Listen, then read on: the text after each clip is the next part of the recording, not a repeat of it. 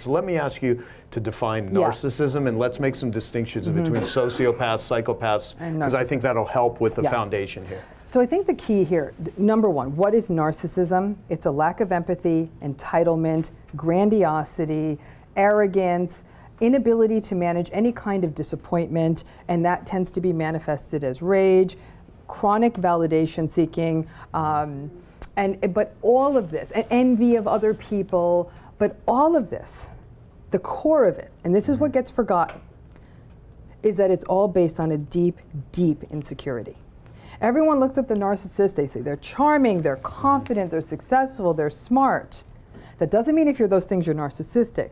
But if it's built on that core insecurity, that's why the person needs to be grandiose and entitled. Because if I was that fragile inside, my temptation would be to protect it. It's like if you broke your arm, what do? We put a cast on it. Why? So the arm doesn't get broken again, or the bone doesn't get agitated or moved. When you have a broken inside, you're that insecure, you're going to protect it. How do you protect it? I'm the shit. I'm the best. No one's better than me. Why should I have to wait in this line? I'm the best after all. Everybody move out of my way so I can be the first in line. Why am I not the VIP? All of that's protective. All of that is them putting this carapace around this fragile interior. So anything from the outside that cracks it, marital breakup, somebody else beating them at what they do, getting more sales, having more money, having a bigger yacht, having a better whatever, that is going to piss them off. And that's where you see the rage and the acting out. Yeah. That's narcissism, okay? There's different kinds of narcissism. There's grandiose narcissism, which is sort of textbook, come to my palace and be palace-y with me, and I'm so great, and you're so lucky to be my friend, and I'm so beautiful. That's what we classically think of narcissism. But then there's the malignant narcissist, and that is somebody who's downright dangerous. They're malevolent, they're exploitative, they're manipulative. They smell like a psychopath, but you're going to learn in a minute why a malignant narcissist isn't a psychopath. They're slightly different creatures. There are the more vexing covert narcissists. These are people who don't look like narcissists. They look like victims. The world was never fair to me. I never got a fair shake. You know what? Maybe he succeeded because he got more money to start with than me. I would have been better than him if my dad gave me money up front. You know what? I'm too good to show up to a job. Why should I do that? Like, I got all these ideas. I'm the next Steve Jobs. Like, let the world find me. That's covert narcissism. Right. They look so hangdog and so sad all the time that people often think they're depressed. And they come to a therapist's office who thinks they're depressed and treats them for depression for 3 months, and then wonder why they're not getting anywhere. And this person, well, the world is against me, the world is against me, the world is against me. Right. Their grandiosity is, why doesn't the world see how great I am? Versus the grandiose person who says, look how great I am. Yeah. And then there's even what we call noble narcissists. These are the people who do lots of charitable work and have these big rescue the elephants, rescue the world, rescue everyone kinds of profiles, but they're doing it solely for validation. That's the same as a communal narcissist? No, they're the same as a communal. Same as a communal or noble narcissist. Okay. These are the people who you think like, wow, they're saving the world, they're so charitable, they're so wonderful, but then catch them behind closed doors and they treat their partners, their families, anyone one-to-one, their staffs, absolutely horribly. So they only have empathy when they're on stage or they're saving an elephant. I mean, I see so much of that especially in the stuff that I've done in the nonprofit world, and it's cosmetic. It's very cosmetic, yes, but it's so the work is being done in the name of seeking validation, right, versus for the meaning and the purpose, or just the higher purpose, as you will, of doing the actual work. That's narcissism. I'm sure you're wondering, what's the difference between that and narcissistic personality disorder? There was a wonderful book by Alan Francis called Twilight of American Sanity. I don't know if you've read it, but it's a fantastic book. The diagnosis of narcissistic personality disorder only entered the world of psychiatry in the 1970s. This is a late entry. Freud wrote about it. Otto Rank was the first person who wrote about it. These were early, analysts and obviously theoreticians. But we didn't make it into a diagnosis till the 70s. Francis was one of the people who wrote about it. Okay. When Trump got elected, he wrote this book about narcissism. And he's like, Trump doesn't have narcissistic personality disorder. Why not? Because in order for something in the DSM, the Diagnostic and Statistical Manuals of Mental Illness, You have to, in order for it to be diagnosis, it either has to be causing the person subjective distress. Think about a depressed person. They're uncomfortable. They can't get out of bed. They feel sad all the time. They're angry. Or it has to be causing them social and occupational impairment. You look at somebody who's got seems to the world a fine marriage, or at least the person thinks it's a fine marriage or relationship. They seem to have perfectly fine kids. At least to the world it looks like that, and the person thinks that, and they're not having any distress. We don't get to diagnose it, which is why the majority of people with narcissistic traits don't get diagnosed, because nobody ever lays eyes on them. Yeah. So that's why the prevalence of narcissistic personality disorder is about 1 to 5%. I'm spitballing here because we don't have the numbers. The prevalence of narcissism in the American culture is probably closer to 30%. That gap. So 30% of. I would guess so. Yeah. Mm-hmm. Wow. Yeah. Wow. Mm-hmm. It's 1 in 3. You know, but now when we go to psychopathy, we jump the rails. Narcissist, insecure. Okay. Mm-hmm. When the mask gets pulled off the narcissist, and he and I were talking about his program about, getting people ready to go to prison. One of the things he's going to run into most, and this has come up when I've taught at jails and prisons about this, to the clinicians there, is that they're so insecure, now the mask is off. Shame, you're a bad guy. I was once supposed to do, I think, an interview with Steve Madden, I was telling him, for this thing on narcissism. And he was actually willing to subject himself to talking to me. And then at the 11th hour, I think he had something more interesting to do, surprise, surprise. But he acknowledged it. He said the thing he was most frightened of was going to jail, or going to prison, and he did. Yeah. And so it shatters them. A psychopath is not insecure. They have no fear, they have no anxiety, and they're completely stress resistant, which is why they make, for example, great surgeons. They make great CEOs. They make anyone who needs to stay completely calm at a time of tremendous danger, right? So nothing bothers them. That's just why they make great hired assassins. I mean, anything that requires you to be calm, cool, and collected under conditions that are difficult for people to do that. They're dangerous. I was watching a show on drug lords and gangsters and mob leaders and stuff, and they were talking about the brain scans that some of these people in fearful situations, for most people, it doesn't even register. It doesn't bother them at all. So is this a genetic thing? Yeah, so the belief with psychopathy is it's definitely biological, and the imaging studies have shown that very clearly. There's likely, the genetic piece is still being argued, because think about it, far, far more men have been diagnosed with psychopathy than women, so we don't see, there's almost no research on female psychopaths, though we see them. An interesting speculation would be someone like Elizabeth Holmes. Is she a malignant narcissist, or is she a psychopath? Like, I've watched everything on her I can, because you don't see women in these situations much. She's somewhere, I haven't talked to her, so I don't know, right? But but the key with the psychopath is they feel no remorse. That's the issue. They feel truly no remorse. The narcissist actually does feel some remorse. For anything from even smaller time stuff like infidelity to big ticket stuff, I embezzled $20 million. So a Madoff type reaction, psychopathy. Okay, that's a great, absolutely didn't register. It's like, this is really inconvenient that you're doing this to me, but no circumspect sense of how this impacted other people. Do they fake it as if they? They fake it. They can fake it. They absolutely can fake it. But it's like an aftermarket thing. Like this was about 10 hours too late. Like, this should have been what you led with. Another one was that guy, Larry, God, what the hell was his? Larry Nassar. He was one of the physicians in the whole gymnastics issue of all the gymnasts who were sexually abused. I dug deep into that case because he felt so psychopathic. He never ever expressed remorse to the girls and young women he harmed. All he said is basically, this is a pain in the neck, why are you wasting so much time? You're hearing similar discourse from a gynecologist who sexually abused countless scores of girls and women over 20 years at USC. Just know you're inconveniencing me with all these proceedings. I'm like, oh my God, you've destroyed hundreds of lives. That doesn't register. A narcissist would show more guilt and shame under those conditions. Wow. Yeah. So sociopath. Sociopath. This is a less articulated condition. A lot of people incorrectly interchangeably use the terms psychopath and sociopath.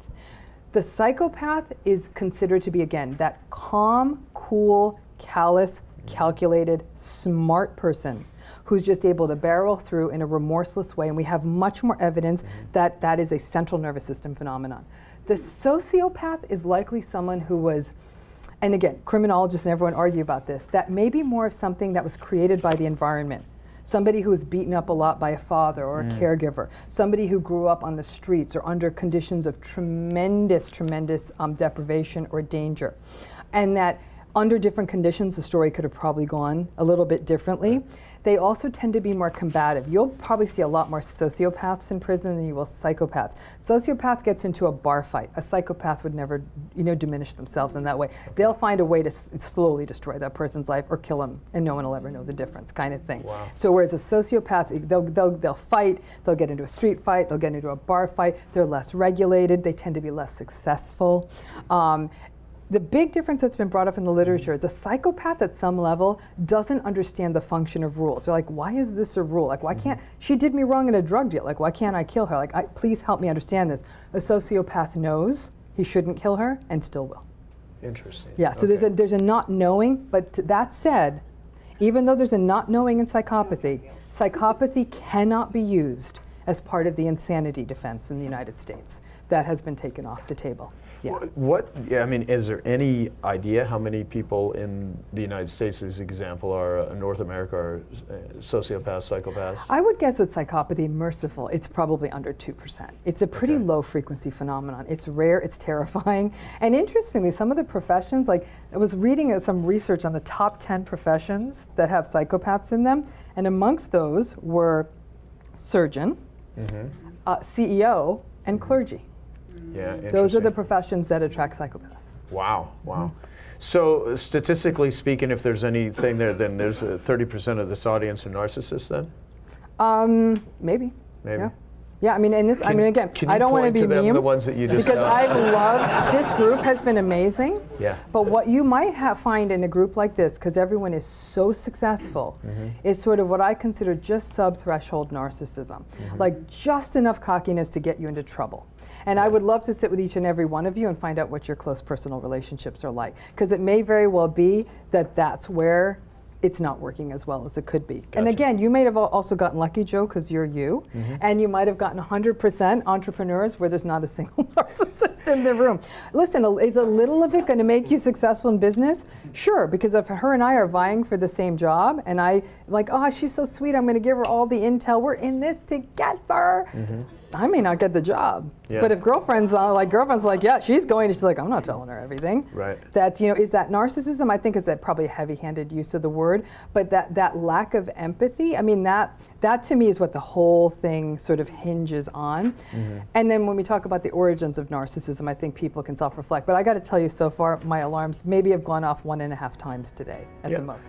Hey, I hope you're enjoying this video, and I want to let you know that I have a new book that's come out, and if you'd like to get it absolutely free, there's a link below in the description, or you can wait till the end of this video, or you can simply go to joesfreebook.com and you can get a copy there. How do I develop one of the most amazing entrepreneurial group of givers without narcissists in it? Like, how awesome would that be? Like, because I'm part of many other groups and speak at a lot of different things, and and some of them are just filled with narcissists. Part of it is how much of your discourse is an us-them discourse. Like we're the chosen and everyone else is a loser. I haven't heard that once today. Whereas other groups will say, you're the chosen being here, those other schmucks don't know what they're doing. So if someone else was doing what you're doing and kept saying Joe Polish is a hack, he's an ass, he's an idiot, that's probably going to generate sort of a more kind of a narcissistic kind of a groove. I have not once here heard another entrepreneurship development program to be spoken about in such a bad way today. So maybe they're out there. Yeah. But as a newbie who's here with fresh ears, it's not like this group exists to denigrate and devalue others. I would say that kind of a energy would probably cultivate that, that sort of sense. We are the chosen. Yeah. It's us, and nothing's better than us. So that kind of, you're not. Even though this feels incredibly exclusive, and everyone I'm meeting, I'm like, every neurotic. Where is he? Tucker is like, don't let it bother you. I'm like, oh my God, everyone here is so successful, smart, and yet it's, but everyone's humble, So but I think that might do with the curation. Well, what's funny too, like I don't ever want this group to be known for me. I want it to be known for the people in the group. Right. I want, that sort of thing. And what I've noticed about a lot of people that lead groups is they have to be the star. They have to be this. I really just try to curate, right? Because there's people that are way smarter, way better speakers than me. I just am a curator, right? And And a lot of groups, if they're not the main star there and everyone's beneath them, it just doesn't work for them. They can't function that way, and it's quite fascinating. Now, having said that, I've said this jokingly, that anyone that writes a book, anyone that's a speaker, anyone that puts themselves out there publicly has some level of low self-worth, low self-esteem, wants the world to applaud them, they want validation. 100%. How do you know if you're a narcissist? Meaning, how do I identify certain traits that I could, if I'm aware, can do something to better myself? So let me ask you this. Do you have contempt for human emotion? Meaning? Contempt. Like, let's say she all of a sudden started, huh? Don't be such a whiner. Yeah, don't be such a whiner. Or like she starts telling us something personal and it's like, oh, come on, get over it. I rarely say stuff like that because I'm with the work that I do in Genius Recovery, and with one of my main goals is to reduce suffering. Even with this group, it's not I haven't figured out how to market it. It's a lot easier to tell someone how to come into here and build and grow a business than it is to reduce entrepreneurial suffering. But I'd rather reduce entrepreneurial suffering, because if I can lower that, then they're going to succeed in far greater levels. But is that a long way of saying you don't have contempt for people's emotions? Like, in other words, yeah, that's it's rare I would say don't feel that feeling or try to shut it down. Or even just be grossed out by feelings. Like, people are like, oh my God, like there's too many people talking about their feelings. I don't want to be bothered with this. I'd say in the past, maybe I may have had a tinge of that, but I don't think. To me, when I say people, I get probably at least 10 emails a day from people all over the world who email me and say, shit, I've watched your videos. I think I'm a narcissist. And then they'll give me examples of it. And yeah, they're pretty spot on. Yeah. Like they probably are. And at this point, likely things have gone wrong. Likely a partner left them. They're alienated from kids. They might have lost their jobs. They've had a wake-up call. Right. And now they're reflecting on that. And so I think that, again, it is that awareness that you really don't have empathy, that you do have contempt for other people's feelings, and that people who really do believe they deserve special treatment for no other reason than because they're them. Right. They're too good to wait in a line, and that they have been that screamy person at the flight attendant or the clerk or whomever, and they're like, ew, like I'm that person. I can't handle disappointment. I tell clients, but it takes me probably about 3 to 6 months before we get to the you're a narcissist session. Wow. It takes a while. I really have to get them to trust me.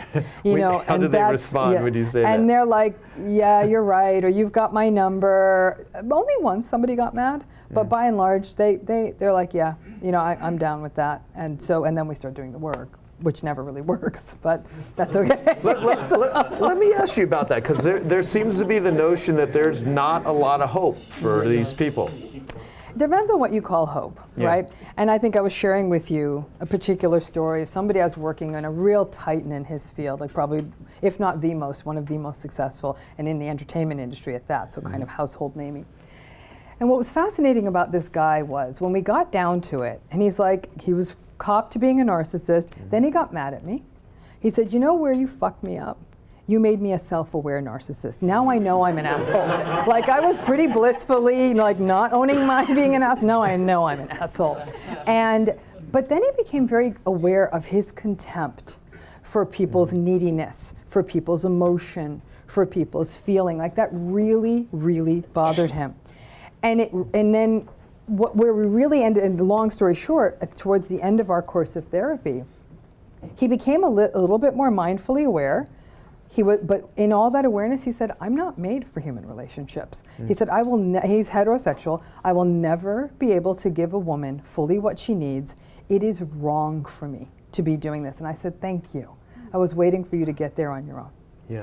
And so he has lots of friends. He has a very robust social network. He has kids. I mean, it's not like this guy's sitting in an apartment somewhere. I mean, he's got a very rich life, but that idea of intimacy, that one-on-oneness, he does not have the bandwidth, he does not have the interest, he does not have the capacity, and he finally had the sense to say, I don't have it. And I said, how about you don't ruin any more lives? Yeah. Like, how's about you pull out of that game for a while, maybe forever? He's older. And so he's like, yeah, I'm done. And we figured out how he was going to have sex, because he still likes sex, and you can pay for it, and pay for it with the same person, so it didn't feel unseemly, and she'd show up at a regularly scheduled time every other week, but she'd be out at 2 a.m. He got what he needed in terms of touch and closeness. He'd get massages, and things. I mean, we really thought this through. But then he's like, yeah, I said, really, you should stay away from close relationships. This ain't your game, boy. Fascinating. And so, yeah. Is that a win? I think so. Yeah, better than the alternative. He was destroying fine lives. with it. Because like he said, I have been swimming upstream my whole life on this one. 3 marriages. Yeah. You know, I mean, like he just couldn't do it. He couldn't Wow. do it. Some people kind of can. Sometimes we can get people to be okay at work, but they can't do the relationship thing. Because I think the intimacy bandwidth you need for a job is obviously far less than you need for a close relationship. Hey, I hope you're enjoying this video, and I want to let you know that I have a new book that's come out, and if you'd like to get it absolutely free, there's a link below in the description, or you can wait till the end of this video, or you can simply go to joesfreebook.com and you can get a copy there. Let me ask you, because it brings something up. So all the work that it's interesting that I built one of the, this wonderful connection network of people when I grew up feeling so disconnected, right. and feeling abandonment and abuse and sexual and physical and everything in between. And there's a guy years ago that he's a 70-year-old gay man. I never met him in person, but I talked with him on the phone, and he gave me a definition of intimacy, and he spends his time sponsoring people with sexual addictions. And he said, intimacy is a mutual exploration of a shared safe place. Abuse is anything that takes away the safe place, and addictions are what we do to make ourselves feel good when we don't have a safe place. And I thought about that a lot, saying, okay, because I never felt safe when I was growing up, especially if you had any sort of abuse. If you don't hear the words "I love you," if you don't have anyone to go to for help, if you're getting abused, it's very scary.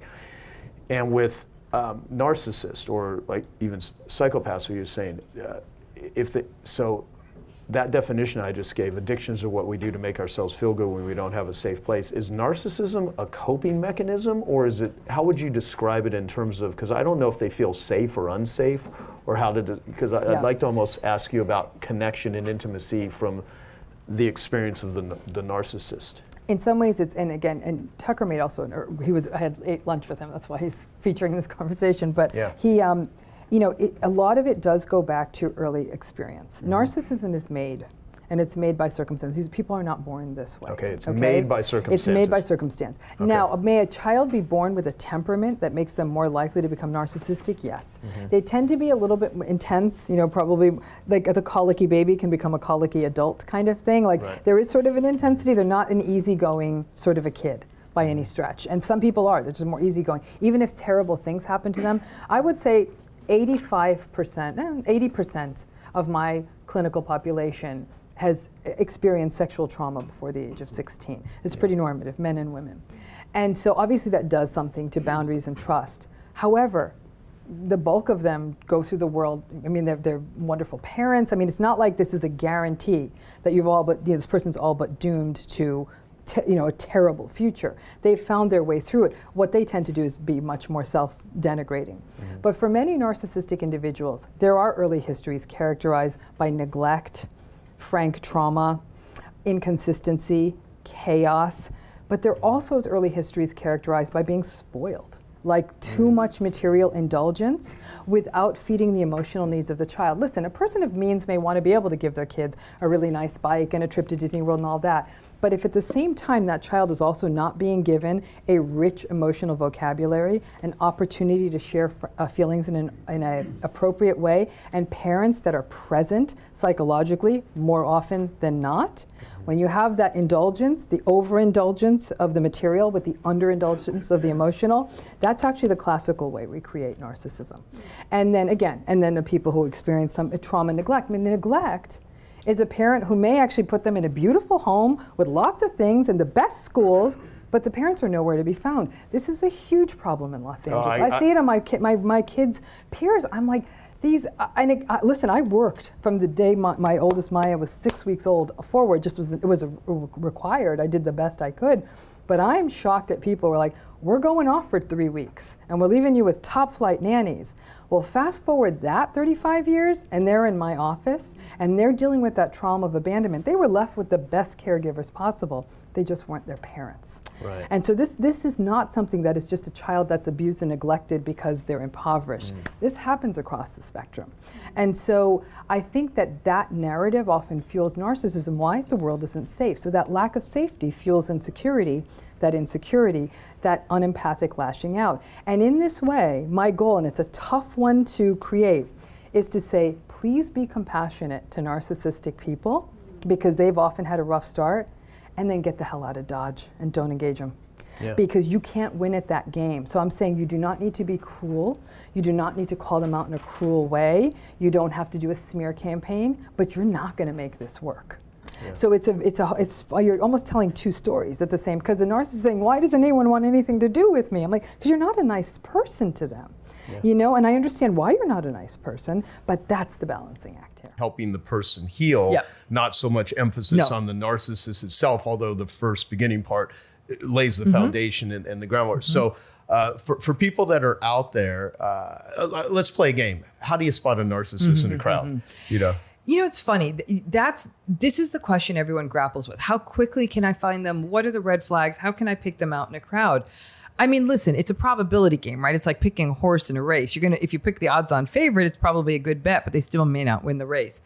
In a crowd, if somebody said, all right, I'll give you $10, tell me who's most likely the most narcissistic person here, I'm probably going to gravitate to either the most charming, charismatic, attention-seeking person in the room or the most aggrieved, angry person in the room. Those are my two bets, right? They're different people. Sometimes that aggrieved, angry person isn't as socially skilled. They might be sort of victimized and sullen and petulant and whereas that grandiose, charismatic, charming person is smooth as can be and is pulling chairs out for ladies to sit at the table, like all the manners and all of that. So you'll see these two different kinds of portrayals, but those are the two people I'd be looking for in a room. Unfortunately, we're drawn to that charming, charismatic person. Yeah, no, totally. So do narcissists usually develop relationships with non-narcissists, or do they often find each other together? So you're asking such an interesting question, and I've really been doing a deeper dive into this issue, so I'm so glad you asked it. One of the things that people struggle with is they say, am I a narcissist magnet? And one thing I tell everyone who's ever gotten into a narcissistic relationship, I say to them, you know why the narcissist chose you? Not because you're the broken gazelle, not because you're damaged, not because you look like an easy mark. They chose you because you were attractive. They chose you because you're good supply.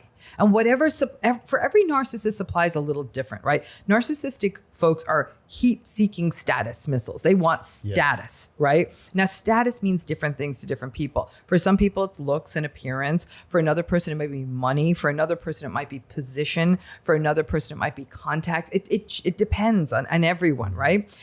And for some people, it might be that they're absolutely beautiful, but like very malleable, right? But that supply is going to be different. So they chose you because you're a fantastic supply. And a narcissistic person isn't going to choose someone who makes them look bad. So I always say, folks, if they chose you, you got it going on. So let's not get into this place of you're somehow broken. And so for that reason, a narcissistic person could end up with any number of people in a relationship, including another narcissistic person. Because another narcissistic person could be quite charming and charismatic and grandiose and attractive themselves. And you can imagine that's an extraordinarily volatile relationship. And we're talking a lot about intimate relationships in a way, in sort of how we're framing it. Right. This can happen in families. This can happen in business relationships. You and I have talked about that a lot. And you can imagine if you're in business and you're looking for someone to be like this great business partner, someone who's really visionary and charming and energetic and charismatic, that might be who you're drawn to. And then before you know it, the whole business goes poof because you've got this narcissistic business partner. Okay, so that's really great. I want to have you go elaborate a little more on narcissistic supply, because in your book you just define, because that's what they want. They want supply. Like, what does that actually mean? And let me frame it from this standpoint. So we all go into relationships because we want something, right? I always say this all the time. It's like, what do people want? We're going to want to eat lunch later, right? Everybody wants something. People are coming to this event today because they want to do trauma healing. So everyone wants something. People go into relationships because they want companionship. Maybe they want intimacy. They want sex. They want whatever. So the narcissists, what are they actually seeking? Because I think you really help people understand what they're looking for. And if they don't get it, they can get really ugly. They can get very violent. They can destroy your life. Right. And I'm gonna push back on you a little, Joe, here is that everyone's wanting something in a relationship, because I also think that even more primal to us is an attachment seeking element. And that's less of a want, but a drive and a need, right? Human beings are wired for attachment. And when a human being is not attachment oriented, it's actually a bit pathologic, right? We're a tribal species. We live in small social groups. We need each other. We have We have babies that take a long time to get to maturity. So that means you need multiple people on the job, right? So evolutionarily, we are attachment seeking creatures, right? Yeah. So it means that most people are seeking attachment, connection, reciprocity, mutuality, compassion. They want to, there's caring and being cared for, right? Right. The narcissistic person, though, isn't coming at that from a different angle. Not saying the narcissistic people don't want attachment, though they tend to be more anxiously and avoidantly attached. So they're either not, there's a lack of capacity for intimacy, or there's like a lot of a push-pull in out kind of thing. But that supply seeking is almost a higher order motivation for them, right? Because that feeds that insecurity. There's an empty beast in them that's always needing more, more, more, more. And so that supply is something that not only makes the transaction of the relationship make sense to them, right? Because a relationship isn't for that, just that attachment need for them. It's they're getting something from this, right? Whatever getting something means. And it's usually some form of social status, right? But supply gets stale, right? At some point, that very attractive partner gets older and is not as attractive, or they're not a novelty anymore. And narcissistic folks are very reward sensitive. That's why we see a high overlap with narcissism and addiction. That same kind of dopaminergic orientation of reward, reward, reward, whatever that looks like. Gambling, drugs, alcohol, sex, pick your poison, shopping. There is also that kind of compulsion we see. So that supply is really kind of an offset to the insecurity and the shame. And it bolsters those external defenses like entitlement that allows the narcissistic person to sort of feel anodyne, in control, and able to dominate. So that it's a constant sort of feeding the energy to do that. Gotcha. Does that make sense? Totally. Yeah. No, in the other flip side, which I didn't finish on, like we all want something, I tend to look at it from the standpoint of, if you want something from somebody, make sure that your give is equal to or greater than you want. So you're not a taker. Right. And narcissists seem to be the ultimate takers. Yeah, they just take. Like it's not a give. And if it is a give, it's like fake. Well, it's a performative give. At that point, the give is still also a source of supply. That's where we talk about communal narcissism. Those narcissistic folks who they sort of trick people, because unlike the grandiose narcissist who's very extroverted and is sort of look at me and sort of shiny and handsome and all this other stuff, or the vulnerable narcissist who plays victim and everyone gives them supply by trying to like save them or give them supply in some other way, the communal narcissist gets their supply by playing at humanitarian and rescuer, and I'm the great savior. And so that's why at the most extreme end of the communal continuum, we would see a cult leader. But at the more mild ends, we'd see the person who seems to be organizing things to save every vulnerable group in the world. But behind closed doors, they're screaming at their spouse, they're screaming at their staff. So they're a terrible person, but to the world, they seem like a humanitarian. You know what I'm talking about. I absolutely. Yes. You first shared that term with me about, I don't know, 4 years ago. Yeah. We were talking, and I won't name names, very famous person, men and women, that give to charity, let the whole world know they're doing it, social media posts, television, you name it, and they're donating to everything, they're contributing to everything, but absolutely, it's all a status seeking, look at me, I'm so wonderful, I'm so great. And Joe, the wellness world is also fraught with this too. I mean, I have worked with many people in yoga communities, things like that. They'll say, I went in with my heart open, wanting to learn from this teacher, from this healer. And by the time they were done in this space, I went into vulnerable. A very narcissistic person was at the top of that food chain and advantaging people, and sort of is quite extortionate. It was humiliating. And that to me is heartbreaking, because it's hard enough for a person to get to vulnerability, but then to get pulled into a community where once again they're caught in a toxic transaction, that's communal narcissism in play. What is I've got a few questions that I've written down I wanted to ask you. So what's the single most surprising thing narcissists do that people never expect until it's too late? I think the thing that throws people off about narcissistic folks is they're looking for almost a psychopathic lack of empathy. Does that make sense? So we keep hearing lack of empathy, lack of empathy. So they're expecting to meet someone cold and remote and distant who doesn't cry at movies and who doesn't like babies and doesn't like puppies and all of that stuff, right? So when they meet a narcissistic person who actually can seem quite gregarious and warm and cry at the movie and be emotional at times, that's what throws people off. And I think this is why we've got to get away from this idea of the narcissistic person having like a forked tongue and, like horns on their head. That's not that. people fall in love with these folks because there's a moment in time, and many moments in time, when they can show up with what feels like empathy. But it's often what we call cognitive empathy. Narcissistic people understand this idea of empathy. They understand emotion. They could say, I understand why you feel that way. It feels very analytic, but that's not emotional empathy, which is somebody's entire demeanor changing, somebody not screaming at you on a bad day because it's inconvenient, right?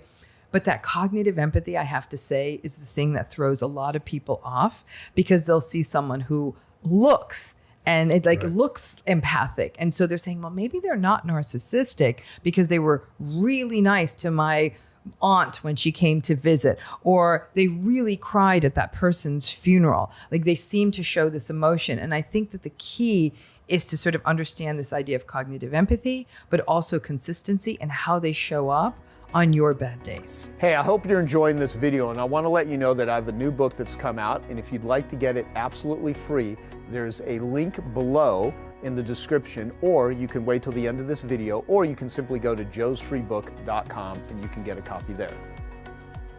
Gotcha. No, great.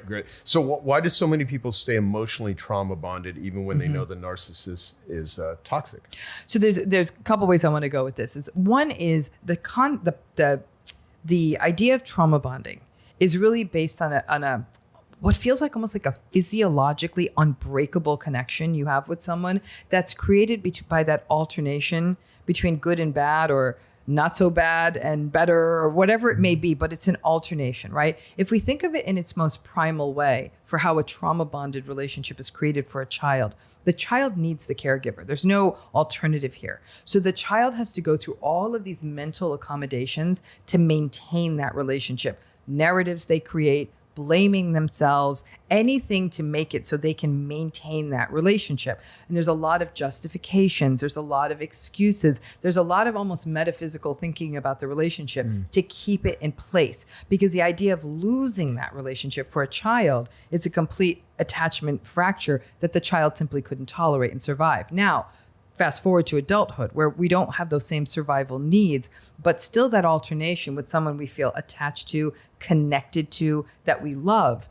Because there are some good days, again, that pattern of rationalization and justification and having the same arguments and never quite resolving them and making excuses for the relationship. And one of the things that also happens is people become isolated in these relationships. So they don't get that sort of alternate point of view, right? And there's something almost deliberate about that. People won't be able to articulate in an adult manner what they like about this person. Again, I always call it my trauma bond hack when I'm working with a client is they'll say, I love them. It's clearly a dysfunctional relationship. I'll say, what do you love about them? And the client will always pause and they'll say, okay, Dr. Ramani, I love,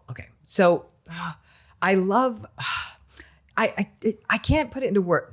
That's when I know, like, this is trauma bonded. Because when you really love someone and it's healthy, you'll say, this is my friend, my companion. I love being with them. I look forward to seeing them. We share so much. Like, they're articulating a coherent model of the relationship versus a trauma bonded relationship. There's no coherent schema because it's all based on this sort of physiological panic model. Does that make sense? Totally. And so the idea, and the person will say, the idea of ending this relationship fills them with panic, even as they intellectually, at almost like a cerebral cortex level, they know this is not a healthy relationship. Like, I know they cheat on me. I know they lie. I know. But what's happening is much more primal, right? It's much more, again, attachment oriented, where there is a sense of panic of, what if I'm always alone? What if they find someone better? What if it's me that's not enough? And that panicky system is what sort of kicks in for someone. And undoing that is no small task therapeutically. A lot of folks really benefit from trauma-oriented work on where did this schema, where did this model Define come schema. from? So a schema is a mental model, right? And we can think of this in terms of, again, what I was using the term a coherent narrative. A coherent narrative is being able to look at something holistically. Great example would be a childhood, right? A childhood where a person could say, I was abused by one parent or I was abandoned by the parent. And since then, I keep looking for people who reject me. But when a kind person comes along, I reject them. The person is able to see everything in a very coherent, consistent, stable way. So the more stable the schema, usually the healthier it is, because it almost becomes like a little mental GPS. You're like, I know how to navigate the situation. And schemas are driven by experience, or they're driven by temperament, they're driven by culture, and they're driven by personality, right? So, and having that model when it's coherent and healthy, then a person's also even able to say, oh, I see what I'm doing here in this relationship. But I often see in the more trauma bonded relationships, there's no coherence in that schema and that narrative. No, super helpful. So how do we set ourselves up for being able to develop healthy, connected relationships? Because you've heard this 1,000 times where someone's like, why do I keep picking this bad person? What's wrong with me? Like there's something, their picker's messed up. And maybe it is. And when I say it, I mean, they've been in damaging relationships and they're scared. They're gunshot. They don't know what to do. They're they've been burned. They don't want to get hurt again. So therefore they don't play to win. They play not to lose. And if you play not to lose, you tend to lose. So I want to connect this back to our trauma bond, question too. When we think of the narcissistic relationships, we often make the knee-jerk assumption that this is a trauma-bonded relationship. Not necessarily so, too. There are plenty of people in narcissistic relationships who aren't trauma-bonded but can't get out. So and I work with a lot of folks who are in narcissistic relationships and not trauma bonded. They're like, if this fool walked out the door tomorrow, as long as I could keep my kids or keep the house, I would be fine. So there's external structures, practical issues, minor children, finances, family court, a whole host of other things, family traditions, whatever it may be. So those folks are like, I see this 100% clearly, but there's no clear path out for me, right? Now, to your point about how do we talk with people and create these healthier models of relationships? First of all, we need to create healthier models of relationships. We don't talk to people about this, right? For all the things we talk about, we don't really have those straight up informed by psychological science conversations of what makes a healthy relationship. And I keep using these terms: mutuality, reciprocity, respect, compassion, and above all else, Joe, psychological safety. That a person feels like they can come into a relationship and show up as they are, farts and all, and not feel that they are going to be rejected on that. And I say that jokingly, but I always say, like, there's the fart test in the relationship. That first time you pass gas in front of someone, you're like, oh my God. And I'm like, what did you really think you were going to be married to someone in 50 years and not pass gas in front of them? And I'm like, and look, they're still here. Maybe they'll laugh a little. And I'm like, if they get up and leave because you had beans for dinner, I don't know that this was the keeper. But I think that kind of model of, I have to be perfect, I have to show up as this idealized version of myself, I can't be authentic. And I do think it takes us to that conversation about authenticity, another really overused word these days, but that has so much power in creating healthy relationships, because that requires us, even before the relationship, to do a deep dive in, who am I? What do I stand for? How do I show up? And people are afraid of that because they were told, maybe in childhood, I show up as my true self, I'm going to be raged at, I'm going to be told I'm selfish, I'm going to be told I'm ungrateful. They go into a relationship, the first time they show up as their true selves, they're rejected. And so that can really squelch that authentic self, right? But that's what a healthy relationship is, that capacity to feel like you're in something that's not only psychologically safe, but balanced. We are very much so still, and I think social media made this worse, in the era of the checkmark relationship. I think we still have very gendered anticipations around that, whether it's around money or appearance or youth or whatever it may be, intelligence, anything. And instead of these very, very sorts of healthy barometers, and I don't know about you, Joe, but I have a handful of friends who are in fantastic long-term relationships and marriages. And when I look at all of their relationships, and these are people you can of every age, ethnicity, these are straight couples, these are queer couples, these are couples with money, without money, and you feel that you're in the presence of two people who get each other, who have each other's backs. It doesn't feel lovey-dovey. I don't feel like I'm in some sort of fairy tale, I feel like I'm with two people where it's just like a big cozy blanket and I just want to stay in their house forever. And that kind of alchemy, there was often two healthy people that entered that relationship. That's really great. Yeah. And that feels really good. And there are, and I'll tell you, I think it's important to have models of relationships, because if everyone you hang around with is completely dysfunctional and talking shit about each other, it's just, it doesn't help you at all. We need, and look, I think in a lot of ways you are providing models. Like we have one interview that we did that has over 1 million views, and I have at least 100 times when someone has sent me a message, because I have Genius Recovery, so I'm talking to people that are struggling with addiction all the time. It's just kind of weird how my own recovery has led to all these other things that I do. And I will utilize your interviews. I will say, you need to watch this. And so it's not just an interview, it's literally a toolkit. It's helping people work through their lives. So what is, if you could wave a magic wand, there's so much you've learned. You've had so many of these conversations. Do you ever get sick of talking about this stuff? I don't, because Joe, one of the beauties of being sort of a former academic is you never stop the work. Like it's all your head's in the journal articles. You're always reading the new science. Again, even here we are today at this beautiful seminar on trauma. I get to learn from Gabor all day. I get to learn from Kimberly all day. I get to learn from folks like you about addiction. So it's not just getting your head in the clouds with all the minutia of the science, but talking to people who've walked the walk. And so every day is a teacher, and it's like this gigantic sculpture. You're always adding more clay to it. You're always flexible and willing to sort of see things in a new way. So I never get tired of it, because I have the real privilege of always getting to learn, pushing myself to learn, always reading books, and always talking to survivors. Yeah. And so you've learned so much of that. Like, what have you discovered over the last year or so that you're like, this is really valuable, that I think people need to be aware of this. They need to, I'd love to have you share some of those things, because you're always on the cutting edge of all of this. I mean, I really admire just how much work and what you deal with is pretty heavy. I mean, you deal with some very difficult situations that I don't know very many people that could unravel some of the stuff that you work with. Well, I really appreciate that. But again, it feels like a real privilege. I've lived experience in all of this. So I get it. I feel it. And I know how important it is for people to feel seen and not shamed. Yeah. I think that the piece that in this year that has really been illuminating for me, and I was reading it in all these sort of complex models, but the simple part of it is anyone who's in a narcissistic relationship, I don't care how mild or severe it is a relational trauma, and it is a betrayal trauma. And the only way to treat relational trauma is in relationship. That you are now basically, you are fixing that broken schema of a relationship. And even whether it's in the therapeutic room where you're teaching someone, people show up, people care, that this can be a healthy space, that the therapist can show up authentically. And then it's about helping that person heal in community. And we have a monthly membership. And what I've seen, now we've had it for over 2 years, and that you need that much time to sort of see changes in trend.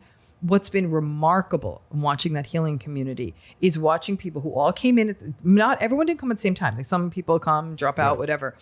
But is watching people evolve from feeling that they couldn't even get out of bed to becoming the healers themselves. Yeah. They healed relationally. You see this in the addiction community all the time. We heal relationally, right? That idea that somebody can go off with a book or a podcast and do this themselves is never going to happen. Or even, I still don't even think therapy is sufficient. There has to be community. We heal in community. And I think that helping people understand that they're not alone. And listen, I have worked with folks who've been in 30, 40, 50-year marriages with narcissistic folks, right? So they raised kids in it, the whole 9 yards. And they said, you know what, Dr. Ramani, if I had 5 years, 8 years into this marriage, even before we had kids, 1 or 2 years in, had I read this, I would have gotten out. There was just simply no framework. We had no language, right? And that applies in the world of addiction. Think of how long there was no language. We didn't understand this as a disease. We didn't understand how people heal. We didn't understand the intersection of trauma and addiction, right? When each of those layers of the onion got peeled away,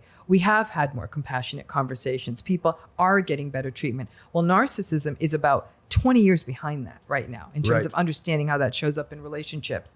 And now that people are getting these schemas, they're willing to clock these patterns earlier. And that plus the relational understanding, I think we're actually going to start seeing people being more discerning in their relationships, maybe sort of capture these things as patterns and start disengaging earlier, giving themselves even permission, not just in intimate relationships, but even in workplace relationships, family relationships, saying, no, this isn't okay. This is one-sided. This is asymmetric. This doesn't make sense. So I think the needle's moving, but as all arcs are, they move quite slowly. And so those are the things I've really learned in the last year. So I really am focusing on the community piece of this. Yeah, no, so critical. And I always go back to the saying, you're sick as your secrets.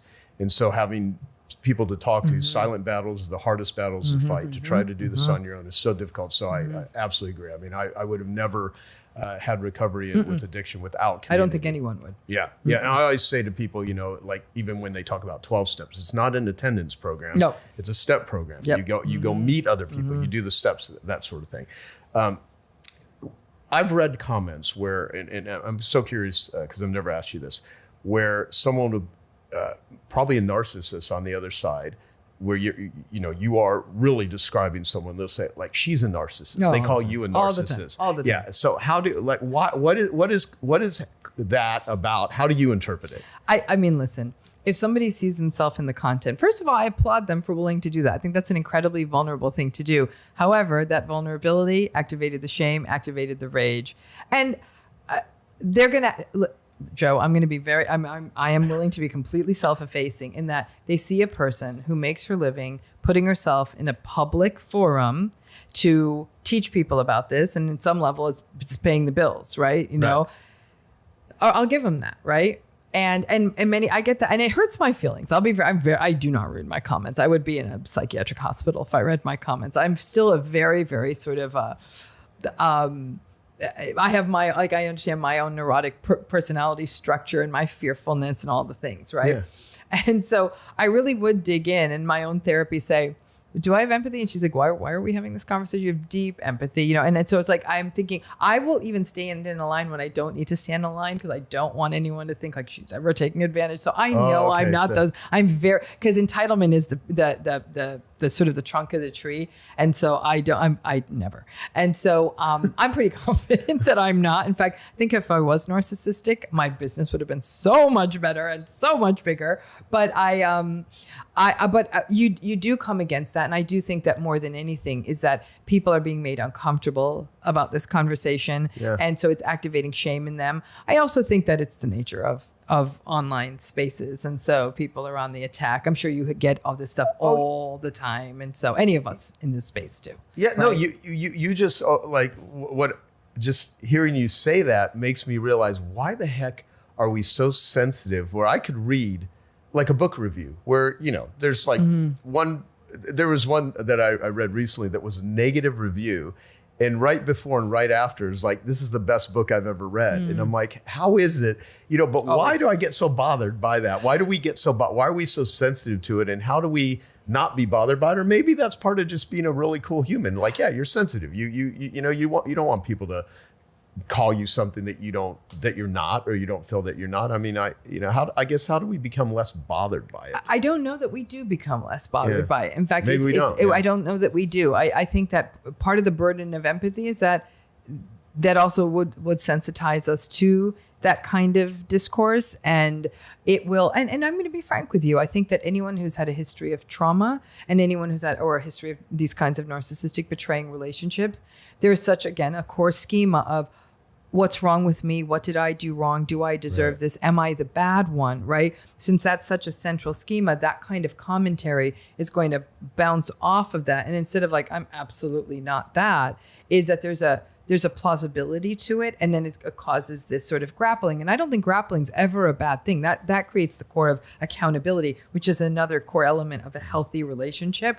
But I don't need to be sitting there all day. And I'm very much, one of the things, the way I opened up this book was the story of me as a child, right? And with the purple dress, and not willing to, sort of put myself out there more than anything because I didn't want to be made fun of. That was the driver that day. Is I did not want people to see me and make fun of me. And even to this day, I still think, what the hell are you doing? But I because there was no way to do this anonymously, right? I could have tried, and then people were like, what the heck is this? So I do, in academia, in some ways, you can be very anonymous. So for decades of my career, you really are. You sort of, in fact, the way our work is reviewed in academia is it's done.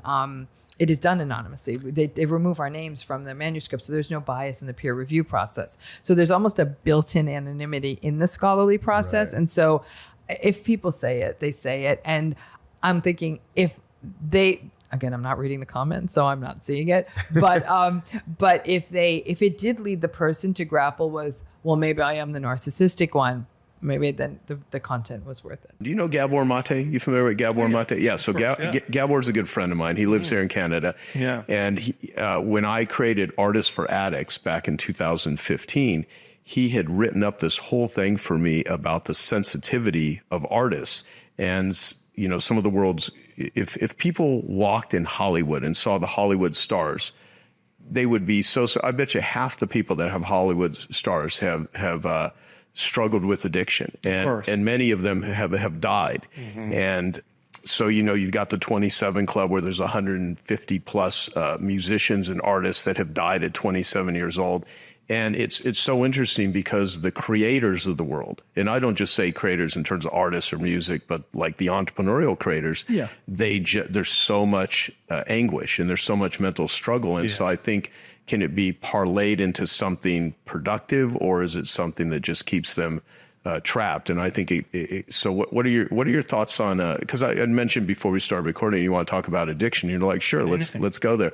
And I think of addiction as a solution to pain. You know, I don't believe you can punish pain out of people. So if you try to incarcerate someone, which they do, or you look at someone as a moral degenerate like a choice, then it just makes it more hidden. People don't want to talk about it because they're going to be publicly shamed.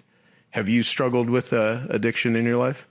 It's interesting, right? Because it's like when people talk about addiction, people talk about drugs, right? Like they have the way they label stuff. But then I help people take a broader perspective, right? And a lot of people are addicted to working hard. Right. Oh, well, you know, there's a book on workaholism, and the subtitle is The Respectable Addiction. Yeah, so I've been lucky, if you will, that my addictions have been mostly of the type that is less frowned upon by the human society. But the addiction of being smart and constantly learning new stuff, it's awesome addiction. And also, like, over the years, it became very clear to me that this is also one of my ways to kind of escape, you know, like, when I'm suffering struggle, then I might be likely to try to read a new book and find a new way of thinking about stuff. And it's funny, right? Because a lot of the times it's also about, instead of dealing with stuff, we try to find a way to heal stuff or learn or understand stuff. It's like, stuff is right here. But I don't like that. That's too hard, you know, let me try to.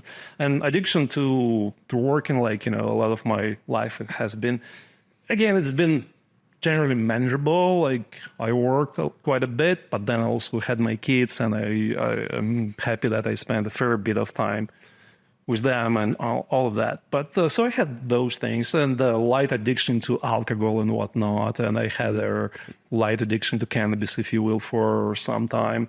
Those are mostly gone. But again, like, for me, this is it's a word. What does it really mean? It means that a human being, you know, we all have emotions we're not comfortable with, and then we try to find a way to manage them, right? And then we find the tool, and eventually, inevitably, we overuse that, right? Like, you know, we work a bit, we work more, work hard. Oh, it's cool, you know, generates dopamine and recognition and results and success and whatnot. But then we keep working more and more, and, you know, we stuck in that. Or maybe we drink a little bit, and then over the years, we keep drinking more and more, or whatever other thing we consume. Like, coffee is my drug. You know, I like it. You know, I drink a few cups a day, and it is a drug. And what's the most coffee you've ever drank in a day? Not a lot. Like, I don't know, maybe 4 or 5 cups. Okay. I mean, one of their mechanisms that's been programmed into me a long time ago is discipline, right? So that's been a very powerful tool that's been in me since my childhood, and it's been extremely effective in a lot of things, and really messed me up in a lot of things too. Right. You know, the way I think about this is also,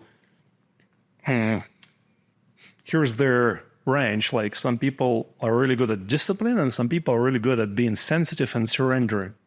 Right. And I think that sometimes we have a natural way, we gravitate toward one or another because of our genetic circumstances and whatnot. And, but I've seen people stuck in one of those for a long time.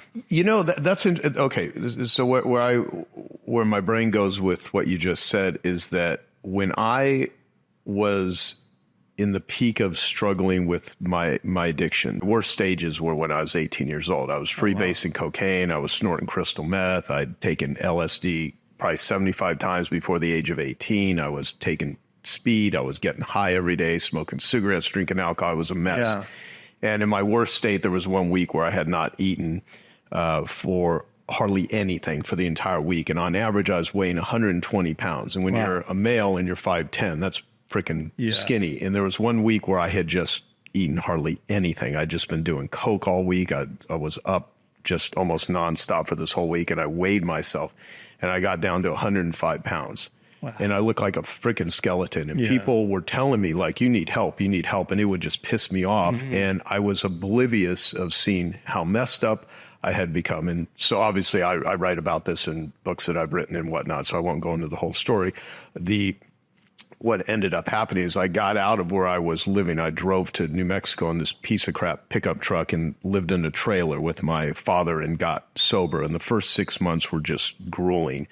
And then I ended up getting a job selling gym memberships. And for the first time in my life, I started consistently exercising. Then I met someone there and I got a job at a mental hospital.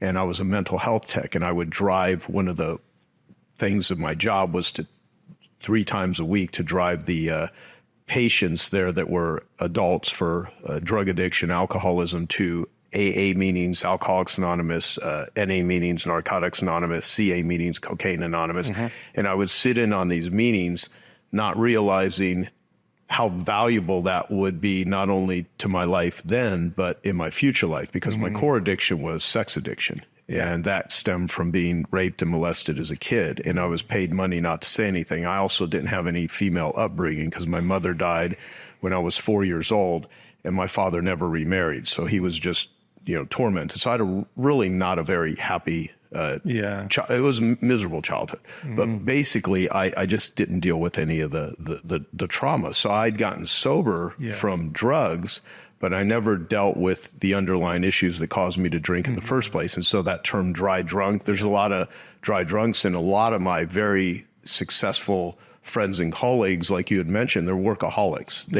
But it is this compulsivity that you get rewarded in the world. You get high status, you can make a lot of money, you can actually do a lot of good stuff, but inside, there's this drive that is driving you, crazy. Yeah. And so workaholism, sex addiction, drug addiction, these were all... Nice bingo. Yeah, exactly. Bingo.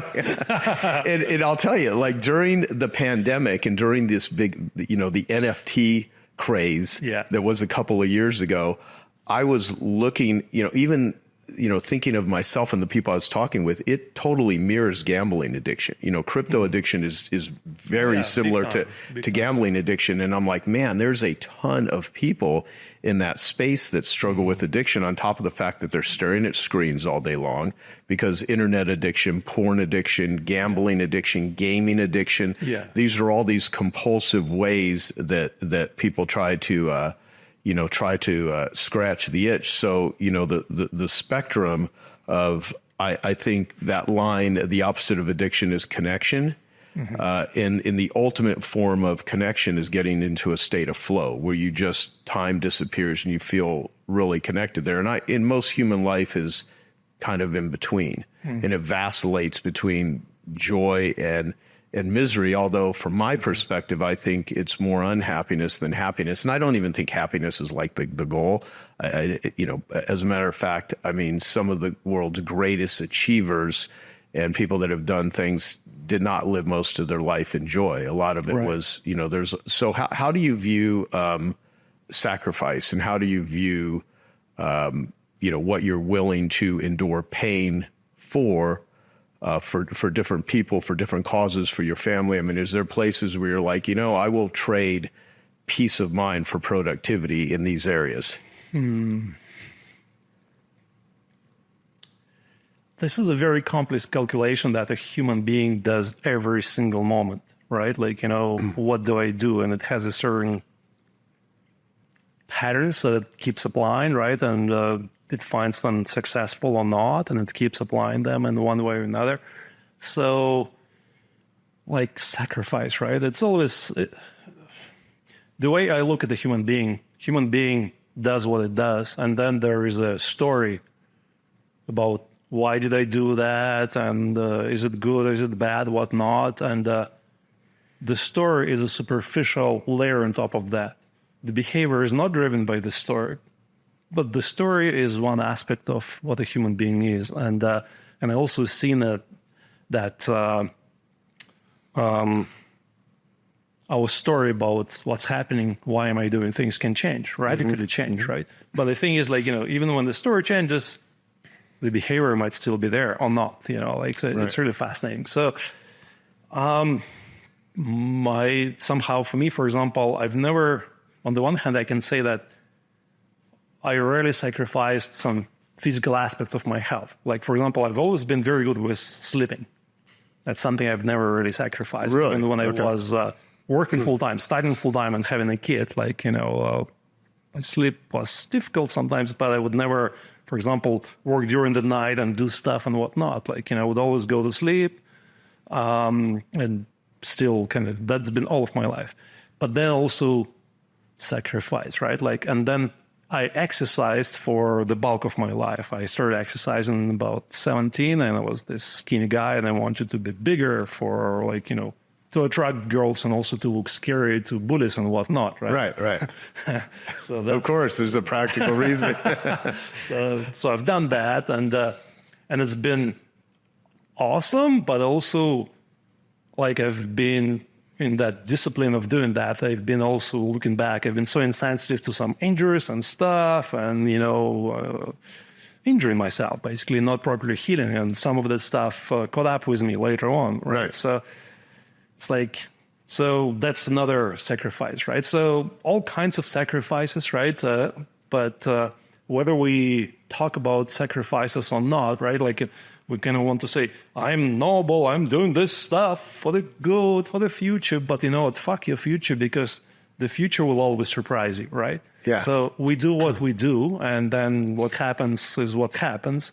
So it's merely what we do is our current best effort based on everything that happened to us, based on our current mindset and emotions, and how did we sleep, and what did we eat, and what did we listen to, and maybe listen to your podcast, right? Yeah. Or maybe we listened to some asshole who said something different and gave us some whatever crystal meth. I never tried that, but well, you know what's funny? The only thing that makes the brain light up quicker than sexual imagery is methamphetamine. I mean, when you probably don't want to try it. It's a bit, but here's the thing. I don't think if you're sitting there, I don't even know what the hell rational even means, half the time. Yes. But if you would sit there and be like, let me take this substance that's going to, be clearly has a lot of consequences, but it gets you high. But at the same time, if you've been on medicine journeys, which you have, those could be really intense too. But the point is people are trying to escape constantly the reality of a situation. So, let me mention this. Because I want to get your perspective on what you think of this line. I talk about it all the time because it just, for some reason, it just resonates with me. So I have a Genius Network member named Dr. Don Wood, and he's a trauma doctor. He used to be a hockey player, and he's in his 60s, and he never had a lot of severe trauma. He never had, that he can recall, any serious trauma in his life, but his wife did. And he got into becoming a trauma therapist in a lot of ways because of his wife and just different people, and he's become really good at it. And he has this line where he said, if you understood the atmospheric conditions of somebody's life, it would make sense why they are the way that they are. Yeah, of course. Yeah. So in your, so if you think about the atmospheric conditions of your life. If I had them, I would be you. If I was built genetically, everything the same. And so, and you've talked about this, where people are just doing what it is they do. It's not even right. Let me also talk a little bit about this, because when we talk about trauma, I don't even like to use that word anymore, because for me, it's just like every human being has all kinds of influences on them all the time. And then some of them, they are powerful and they stay with us for a long time. Some of them are more fleeting, right? And you look outside the window, you look at this tree. It has a unique shape of its branches and leaves and whatnot. It's been shaped by how the sun, the structures, the wind, the humidity, and all of that stuff. Right. The same with a human being, right? We are shaped by that, but we're not a static thing. It's not like we become this and then we stay this. We're ever flowing infinity, constantly dancing with our environment. And what is also interesting is that as I've been in the last year, especially kind of diving more and more into the world of AI, and AI is modernized. They are built on a somewhat simplistic model of a human brain, neural networks. And what is very interesting is like one aspect of this. Like when we humans think about the brain, and we have, many of us heard the story that we have these neurons, and they then get activated. For example, a neuron can be activated when you see somebody's face. Right. So we say that, and people we're well familiar with, they might even have a bunch of different neurons activated when that happens.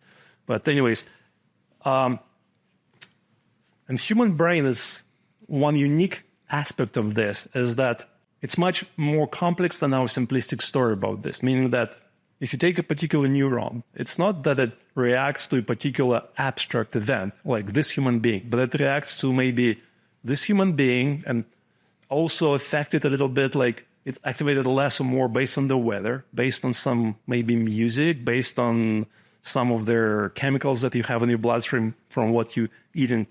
And the thing is, so it's a very complex structure, and you cannot just take away one neuron and say, oh, this is a bad thing, this is my addiction pattern, and I can somehow get rid of this, because this is an intrinsic aspect of what you are, and maybe your kindness, maybe your ambitions and your achievements, they're there in that neuron as well. Right. So we talked a little bit about this thing about many people are now on this journey to authentic self, right? And that idea is based on a very simplistic understanding of human being, that here's my good, authentic human being, and here's some bullshit that I don't like. I'll get rid of the bullshit. I'll be so awesome, right?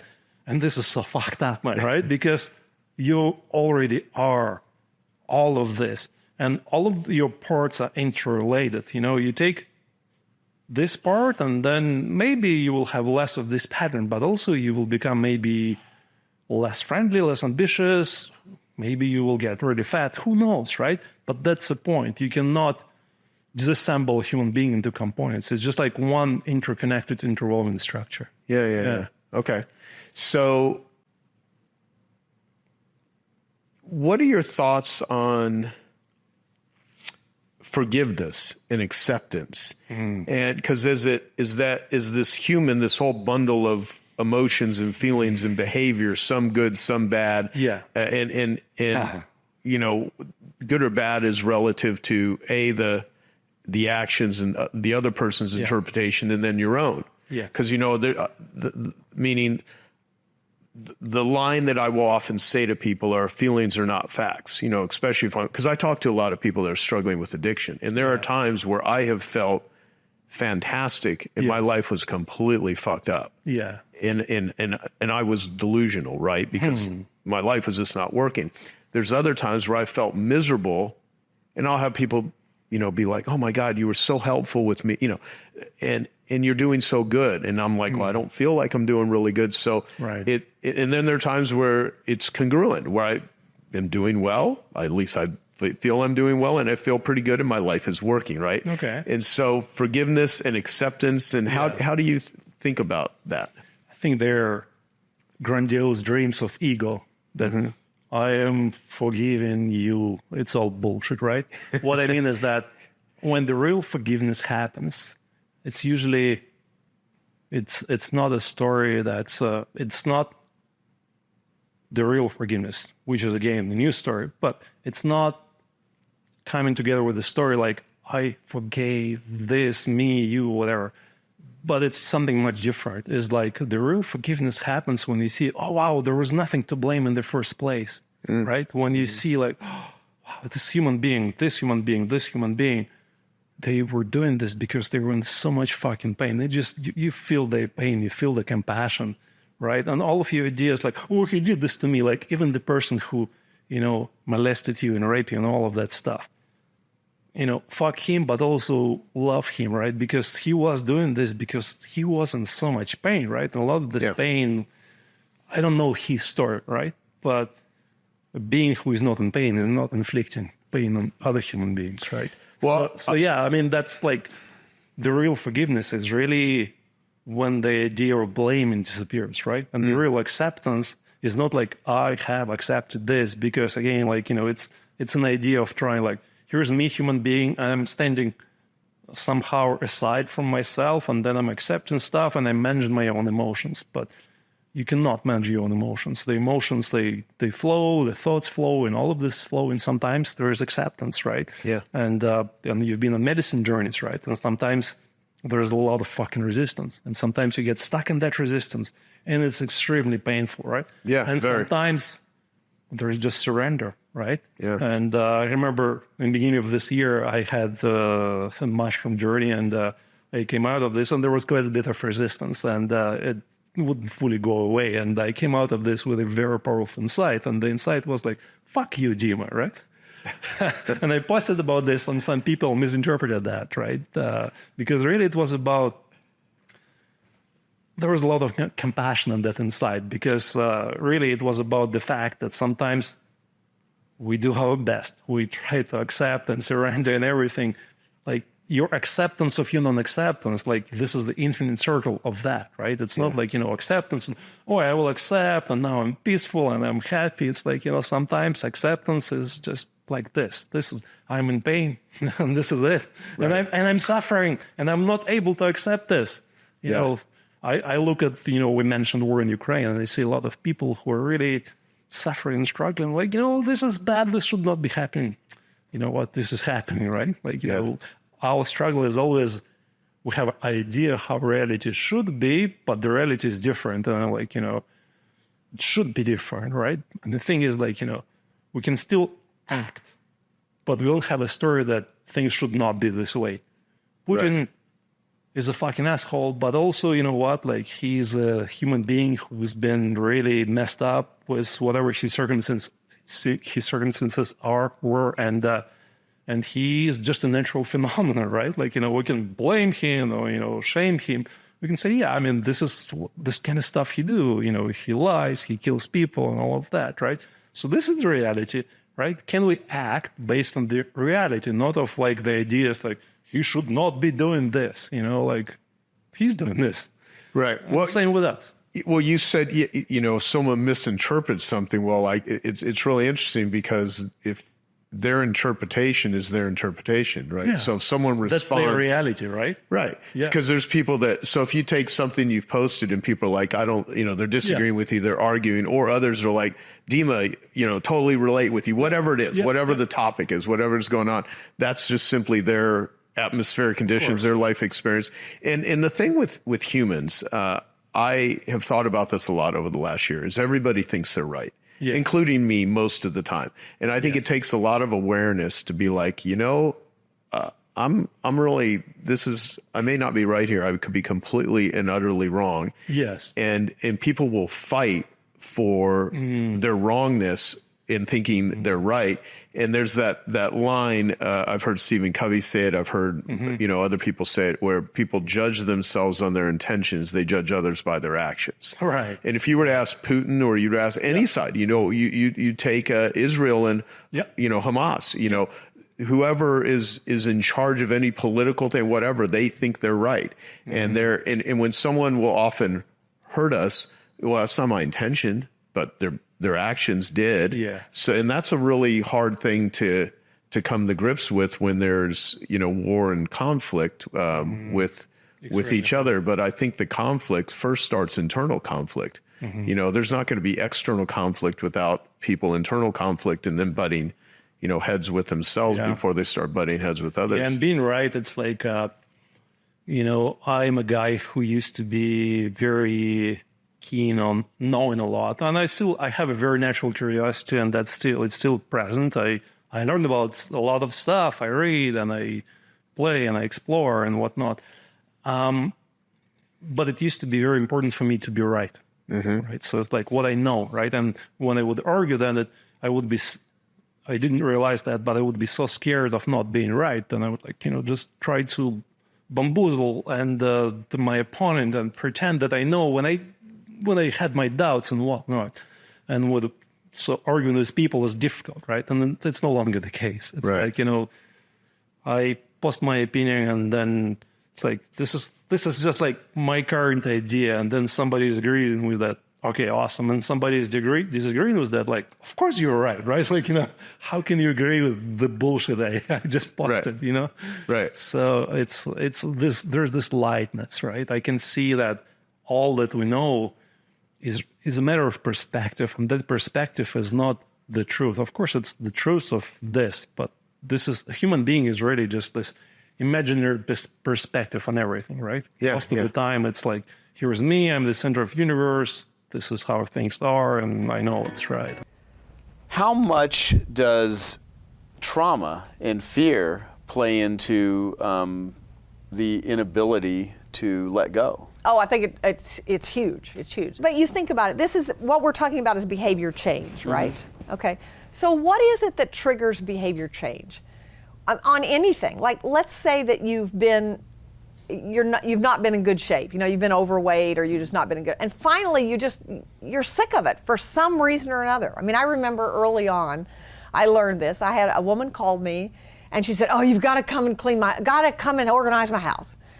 I mean, I could tell there was just like this panic, you know, and something. I said, "Well, sure, you know, what's happening?" She said, "I met this guy and he's just fabulous.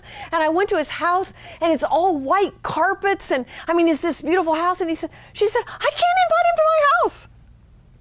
You know, it's like, so things happen, you know, or the doctor says you're going to have a heart attack if you don't lose 60 pounds or something like that. Well, I think it's the same with organization and productivity. I mean, no one can make you do it. I mean, people will come to me and say, "I want to buy your book and give it to my husband or my wife." I said, "Please don't. I mean, please don't. I don't want your money for that because it's not going to work. It has to be internal." And until, I always say, I'm not trying to convince anybody to do anything. I am looking for people who have been wondering, where have you been all my life? Such a critical point. Yeah, I mean, and even too, just even in the business I'm in, you know, so many clients that are you know, when people don't pay, they don't pay attention. And when it's someone else just trying to, "Hey, I think you should use this," it has to be an internal motivation, not an external thing.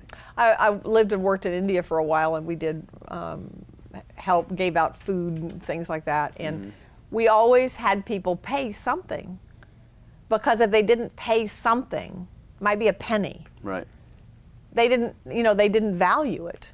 Exactly. And I think, you know, it's the same kind of thing. And the way you laid out the engagement, though, is critical, is by turning it into a game, defining a particular day, getting the team working and the collaboration that way, because, you know, it's someone has to be the catalyst for that. So in that particular, you know, recommendation, we're talking to, you know, either someone that owns the company, founded the company, or at least is in the ability to, you know, drive that. Well, let me talk about one other step that's in that. And one of the things that we do, I have a lot of companies that will put us on a retainer for a period of time. And part of what happens within that is that we then have the company choose two, depending on the size of the company, at least 2 people that we can train to do what we do internally. And that's easy to find, because in every company there's somebody who just loves to organize. I mean, and they want to. They want it, but they just haven't been empowered to do it. And people, kind of get annoyed even. And so suddenly they have a role and they can turn it into a game. I'm working with one company right now that it's actually a nonprofit organization, and they've got me on retainer for a year, and I'm training 3 of their people to do it. And one of the things we've done is, you'll appreciate this, is we're getting cardboard figures of me. Oh, that's funny. Because people will say, well, when you're around, I hear, what's the worst possible thing that would happen if you didn't have this? Or clutters postpone decisions. So when I was working with them, I said, hey, we'll get cardboard figures of me, and then we'll take these different quotes and we'll put them up on the cardboard figures, and then these 3 women can go around and they move them around within the company. They show up at different times, different places to educate people and raise people's consciousness and to make it fun, And that is hysterical. I'm just sitting here thinking about all the quotes I say about marketing, that I can start sending cutout pictures of me to all my clients with all these quotes. Not that it would be anywhere near as productive as what you're saying, but it would just really mess with people psychologically. Yeah. That's a great idea, though, really. So that's another way, because when we were talking before the interview, you said, when you've got a problem, you can just extend it long enough so you keep paying for it. And what I'm saying is, you don't have to. I mean, I can literally, now, a mistake I made, and everybody in business makes mistakes, and for a while I did this, but what I didn't do was I didn't stay tied to the company. So I had these people that I had trained, but I didn't keep tied enough to be able to update them on what was going on. Right. So they're now still doing what I did 10 years ago, but what I'm doing 10 years ago isn't working anymore. So one of the things I know now is that ideally with a company, it's like, okay, you hire me for a year to get this all in place at a high fee, but then in the year coming, it's just a little bit, just something so I can keep you updated and make sure you have the newest and all of that sort of thing. So it's very exciting because it's a win-win, and it enables you to keep doing it. It makes me so sad when I see people invest enormous amounts of time and energy to, quote, get organized, but then they don't do anything to maintain it. I mean, it's like you might as well take your money and throw it down the garbage disposal. Yeah. And then another thing that's really important is early on, I was called by a company. It was actually the National Governors Association. They know I tell this story, so they didn't have trouble with it. They called me. This has been 30 years ago now, I guess. They called me because they had a room that they called the gloom and doom room. And that was the room where all the postponed decisions were put. When an employee left the company and nobody wants to go through an old employee's stuff, right? So they put it in the box, and then it goes in this storage room, and they didn't have proper shelving. And so the boxes had just been stacked up, and then one day they all kind of came cascading down to the point that you couldn't open the door, because it cascaded. And the fire inspector found it.